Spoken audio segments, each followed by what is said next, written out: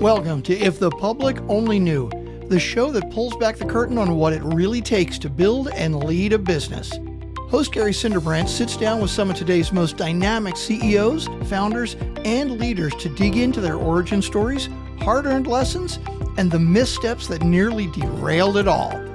These are unfiltered, no-hype conversations designed to inspire, challenge, and fuel your own journey. Now here's your host, Gary Cinderbrandt.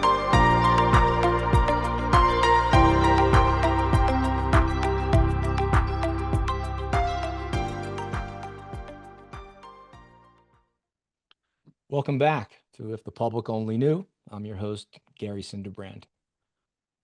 More and more, the guests that I'm lucky enough to have on the podcast, I have to kind of think about renaming the show to not If the Public Only Knew, it's If Gary Cinderbrandt Only Knew. Because outside the world of financial advisory, where this show started, there are more things going on that I get to learn about every single day. Things that seem obvious in retrospect, but I never knew existed. Today's guest is Rick West, who has built a company that when you hear about, you'll kind of do what I did. And that makes perfect sense, but I never knew that was entirely possible. So, Rick, I am really interested in how this thing came about, how you started initially with your company that I guess it was Field Agent. Take me back before Field Agent, and how you started to take the concept of product movement on retail stores and started to blend that with some really interesting marketing approaches using people through their app that you would pay, and turned it into an AI company that just seems like it's a terrific idea. Anyway, welcome to the show. I want to hear all about it. Well, Gary, first of all, thanks for having me. I really appreciate that. I like to tell the story. I start back with most people have these watershed moments in their life. You can go back to your high school graduation, your marriage, things that happened. In the business world, you can remember when the internet first came along, things along those lines. I normally take people back to that point of, do you remember when you had a BlackBerry in your hand, or you had a slider phone or a flip phone, and then you held the very first iPhone in your hand, and you're like, wow, this could work. I mean, it really could make something happen. Well, at that time, which was the case of 2008, 2009, I was in Northwest Arkansas, had left a career at Procter& Gamble, some years before, and was running a shopper research firm. My wife was running the research piece, had a couple of co-founders, and we're really helping suppliers do work at retail, primarily at Walmart, but also Target, Walgreens, et cetera, helping them start with research, because I'm a former Procter guy. You want to begin with consumer insights first and really come up with marketing plans and ways to go really accelerate retail. And what was happening, Gary, we were literally traveling all over the United States, plus a few other countries, either interviewing people at shelf, or we were flying all over the country taking photos inside the stores.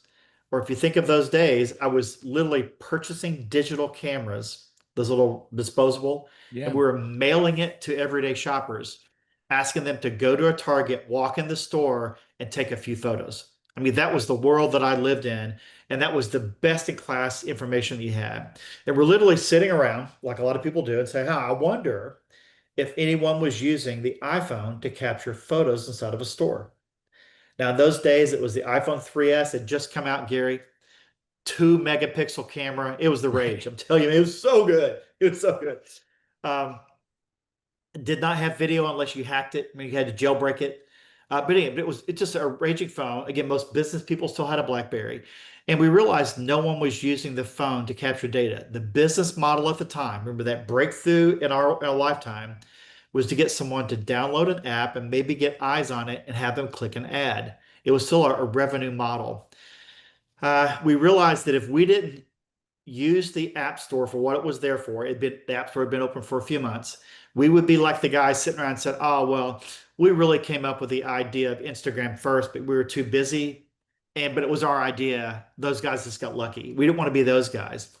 So Gary, like any entrepreneur, we worked nights and weekends for 6 months. And in April 2010, launched the very first app in iTunes that paid people to use the phone. Okay. Did people believe it, Rick? Or they Didn't think it was believe some it. sort of scam? So we launched the very first day on April 10th. We launched 11 o'clock at night on a Saturday night, hoping no one would notice. Like, oh, anybody to look at this thing. And when we did that, we had a lot of suppliers and customers that came alongside us that believed in what we were doing. And so we had every single Walmart and every Target had a specific job in it to take a photo inside of a store, and we would pay them cash. And so we launched it on day one. And within hours, we had a couple thousand downloads. Within a couple of days, we had 10, 20,000. Wow. People are doing all this. Wired picked us up, all these people, and they asked the same question: is this a scam? Is it real? And all of a sudden, we started paying people via PayPal, blew their minds. They would How get much were paid you paying? cash. How much were you paying, if I can ask? Yeah, you paid anywhere from $2 to $3 per transaction. That was Per it. It was just picture a or novel per picture. We say, hey, and at the time, it was a good friend of ours. Um, she came in, she worked for J&J, which is now Kenvue, and she was one of the folks working with us. And she came in and said, hey, I'd like to know what the Listerine display looks like in every Walmart store. So they took a picture of the display, and you know how the phone works. You can't go to the wrong store. You can't lie and say when you took it. You can't cheat and tell No, me everything's there. everything's there. And all of a sudden, she had a perfect understanding of every store. And what do you think she found out? There Not were 100% of the stores had everything right, up. right. Even though her third party had said 100% were up, she found it was closer to Wow. 60%. And she found out in a matter of days. Now, you fast forward a little bit, when you get 100,000 downloads and 1 million downloads, that same group of customers said, hey, Rick, while they're there, instead of sending in Gary and Rick, what if you send in a 18 to 35-year-old female and have her go to Sephora and Target? I want her to take a picture of the shelf, tell me what she thinks about a certain pricing of an item, and tell me if that item was not in stock, what else would she buy? So now we started getting qualitative. Now, quantitative was fairly easy because I had the photo, you couldn't lie. Qualitative is asking for opinion. Sure. And that started to roll. And now this thing started to expand. So, oh my gosh, now you're getting this qualitative. So I don't have to fly a facilitator halfway around the world or halfway around the United States to go inside of a store to meet someone, to interview them, to ask them their opinion in front of a shelf. Okay. I'm getting that person to do that for $5 or $10. They're already shopping. Take a couple of people's pictures, give their opinion. Then you're another 1 million downloads in. You're 2 or 3 years later, and someone said, gosh, while she's there, do you think she'd buy the product? Try it and write it in-home use, like an iHut in-home use, kind of a test? Or would you do a 5-star review on Walmart.com? Would you give me her opinion? We're like, sure they would. And sure enough, Gary, they did. So now imagine 3 million folks plus downloaded the app. We do tens of thousands of transactions a day of quantitative yes and no, qualitative give me your opinion, and go buy a beer, go buy some dog food, go buy a pizza, go to McDonald's and order something here, of transactions every day. And And you're about still 3 paying? Are years you still ago, paying for the submissions? still paying. We're still Wow. paying someone. I'll pay you $5 to go try to buy a 6-pack of beer and I'll reimburse you, or I'll pay you $3 to go buy a pizza and I'll reimburse you for the pizza. I mean, so all that's happening today. And then about 3 years ago, 4 years ago, someone said, hey, now that we've got the kind of volume, we started looking at this internally. More and more of our clients were asking us, hey, can you give me some idea of what's happening in multiple stores? Can you give me history and what's changed and how things are looking? And then we started to realize that we had tens of millions of photos across every type of category you can imagine. And we started putting our arms around it and started to do some systemic classic machine learning. I don't want to say fancy AI, just machine learning to say, this is to this and this is to that. And so we had some very base knowledge. We could give someone perspective on what's changed and how things have looked. And about 2 years ago, we started working with a firm out of Canada called Shelfgram, and they had a visual application that they had that really created store walks with data. And we said, hey, this makes sense to acquire this company, which we did. We brought them in, acquired Shelfgram, and we started doing the store walks. And about a year or so ago, when AI really started to get pretty clean, We then started putting all of our eggs into the AI basket. So today we've moved from field agent, quantitative, qualitative marketing, incorporating ShelfGram, bought that company, and we've rebranded as Storesight. And we now generate machine learning, AI, generative information so that you can do virtual store walks that tell you pricing, new items, share of shelf, and you never have to leave your house. And so we can go across any retail in the United States, tell you what's changed, what's moved, how things look at the brand level. And in some retailers, even at the SKU level, it's been really, really cool to see. Are you allowing your customers, your retail customers, access to the language model, or are you doing the research and giving them the output of what you learn? Everything's the output, all Okay. the output. Our think of the way the models work today. How do you learn? You have to have a data set. We would argue that we have the most unique data set in the United States, possibly the world, at retail because we have 15 years worth of history. And you have quantitative, you have qualitative, you have did I buy it? Did I like it? You have reviews. That is some seriously valuable data. Lots of valuable data. And so we focus very specifically on the photos in store. And you can imagine how these models work. It's one thing to take text and you pull things in, but it's difficult at best to take a photo that might be moved, it might have shadows, might be changing. We found you could take 600 different versions of the photo just to learn one. You know, it's Okay. funny. I never really quite figure out if I'm in Walmart and I see someone taking pictures walking down the aisle, what they were doing. I guess now I know. That's Um, probably us. That's probably us. And so you so fast forward from that 600, think about that way the learning model works, right? You yeah, have 600 photos, you finally learn, then they change the item on you. Well, in our case, we've actually got the AI set up today such that uh, as those items are coming in, we're doing a really, really good job of in near real time being able to tell you what that item is, what it looks like, has it interesting. changed, is it new? And it's been really, really cool. I noticed on your website a pasta company that Mhm. I see every time I watch Michaela Schifrin ski. She's got a hat on that says Barilla in some way, shape, or form. So she's got a lot of branding there. Walk me through what you did with that company. How did they utilize your services and what was the result? I'm going to give you a generic company, not that company, because there's certain things that we really don't need to kind of Not talk a through problem. the details. But a typical client would come to us and say, on the quantitative side, I've executed. Can you tell me what's executed so I can go back to my supplier? Other folks are coming to us saying, hey, for my particular item, I've purchased data from, IRI Nielsen, and I know at the brand or at the item level what my throughput is, what my sales are, and I have a very good understanding of what's happening at retail for my item. But the moment you ask about competitive items, you go dark because I can't simply get your data the way I can get my data because it's proprietary to you. And what we're offering, which is the way most companies are using us today, is I'm having to guess, I'm having to fly around, and I'm making major decisions on data that's 1 month, 2 months, 3 months old, sometimes 6 months old. And now they're coming to us saying, all right, I'm getting ready for a major launch, and I'm maybe 8 weeks away from the launch, and I'm making all major decisions on pricing, shelf, what it looks like on data that might be months old. Now they're coming in and saying, well, wait a minute, I now know today exactly what those shelves look like and what it looks like by retail, what the pricing looks like. So I'm able to make better selling decisions when I go to retail. I'm able to make better distribution decisions on whether or not a product's in a market or not in a market.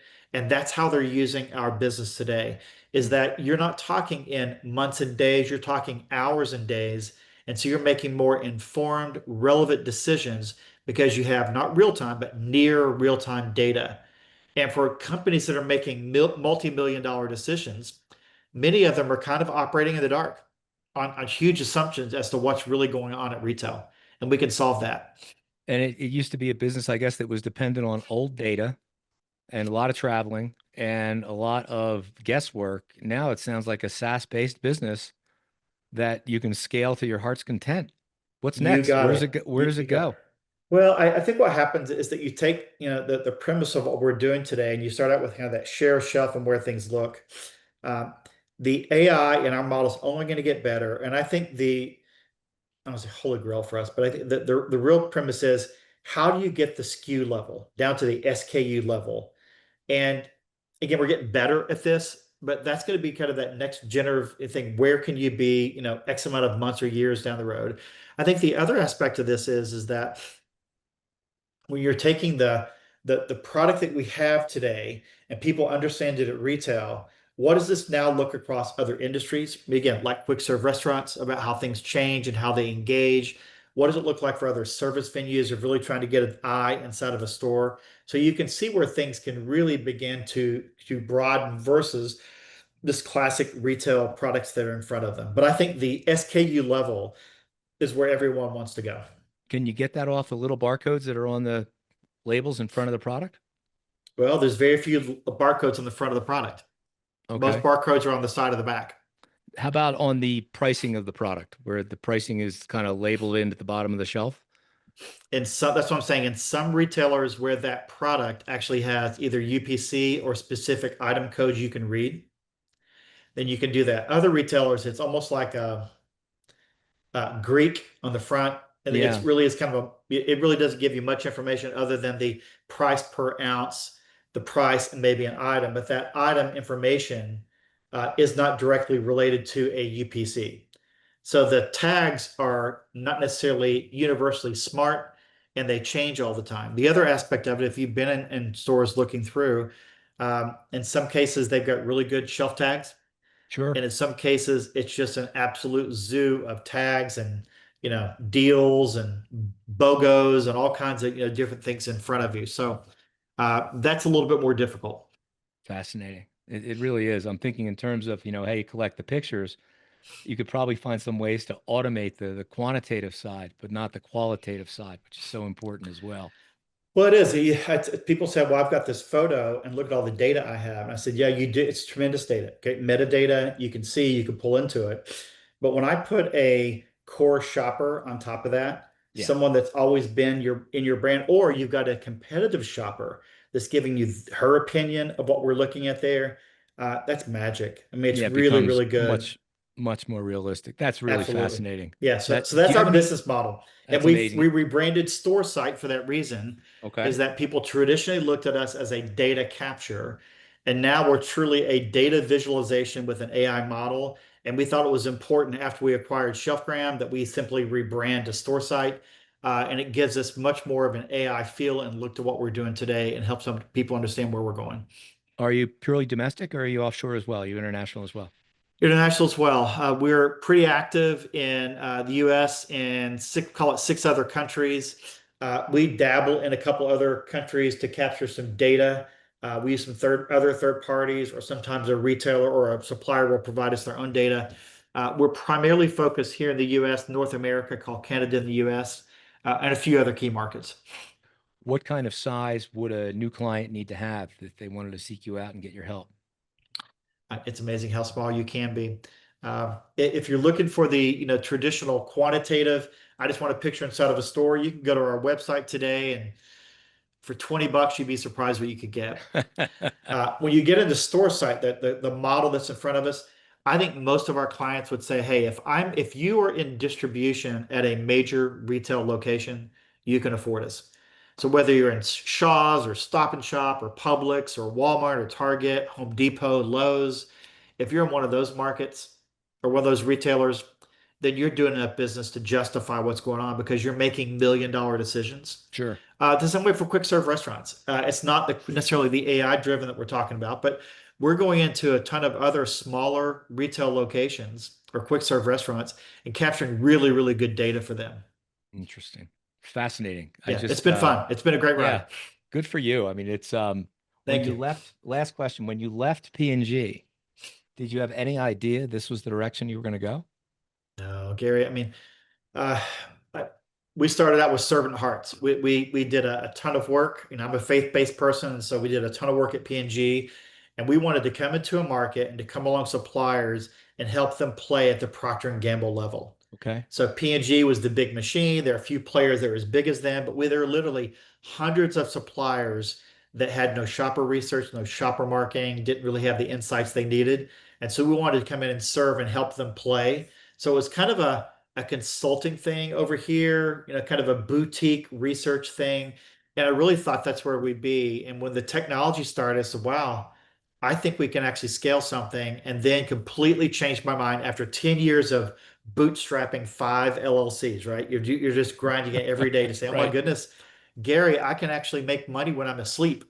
What a crazy concept that Oh is, as yeah. opposed to making money when you're standing in front of someone in the boardroom. Well, and also providing real altruistic value. I mean, people are I think so. benefiting from this unique asset you created, Yeah, I which, think so. just works its way completely down the line. Rick, this is fascinating stuff. I'm really, when I say, it's of late, almost every guest I've had on, I've learned about areas of the economy that, from my perspective in financial advisory, they make perfect sense after you Mhm. hear about them. Well, of course, that's what Right, you would do. That's great. Why wouldn't you do something like that? right. Anyway, sir, thank you so much for coming on. I really enjoyed it. I don't need to wish you luck because you're making your own, but this is a fascinating business. Um, where do people find out more about you? It's storesight.com, just like it sounds, Okay. STORESIGHT.com. I'm a LinkedIn guy, and so you can easily find me on LinkedIn, easy to find me there, and would love to chat. Well, I'm going to connect and follow you, so hopefully you'll let me do that. But I Appreciate really it. enjoyed you. Thanks so much for coming on today. It was Gary, thanks for great having to me. meet you. Thanks. Thank you. Guys, this has been The Public Only Knew with Gary Cinderbrand. Our guest today has been Rick West, entrepreneur and seemingly all around Renaissance man. Thanks again, Rick.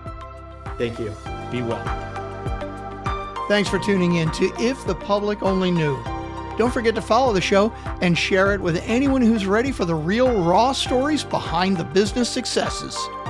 Join Gary next time for another powerful conversation that will leave you inspired and ready to take action.